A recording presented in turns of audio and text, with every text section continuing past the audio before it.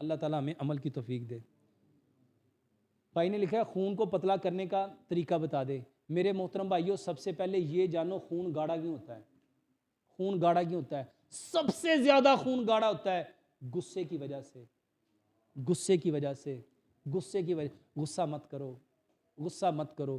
اور دوسری بات، خون گاڑھا ہوتا ہے میرے محترم بھائیوں جب آپ کوکنگ آئل وہ استعمال کرتے ہو جو جمتے ہیں۔ مٹی کے برتن میں کھانا پکاؤ، سرسوں کے تیل میں کھانا پکاؤ، چینی کی جگہ گڑ لو، پتھر والا نمک لو، آٹا پتھر کی چکی کا پسا ہوا لو۔ اور خون کو پتلا کرنے کا بہترین علاج میرے محترم بھائیوں، ادرک لہسن پودینہ اناردانہ، اس کی چٹنی بناؤ۔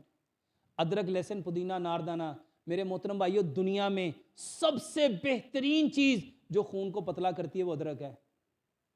اور جتنی لوگ آج بلڈ پریشر کی دوائی کھاتے ہیں نا، خون کو پتلا کرنے کے لیے لو پرین کھاتے ہیں، میرے محترم بھائیوں یہ لہسن سے بنتی ہیں، یہ لہسن سے بنتی ہیں۔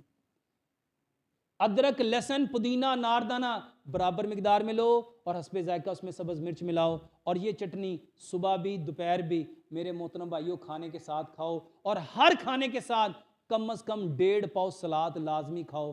انشاءاللہ الرحمن آپ کا خون پتلا ہو جائے گا۔ اللہ سے دعا کرتے ہیں اللہ سبحانہ وتعالیٰ ہمیں 100% قرآن اور حدیث کے مطابق اپنی زندگی کو گزارنے کی توفیق عطا فرمائے۔ سبحانک اللہم و بحمدک اشہد لا الہ الا انت استغفرک و اتوب الیک۔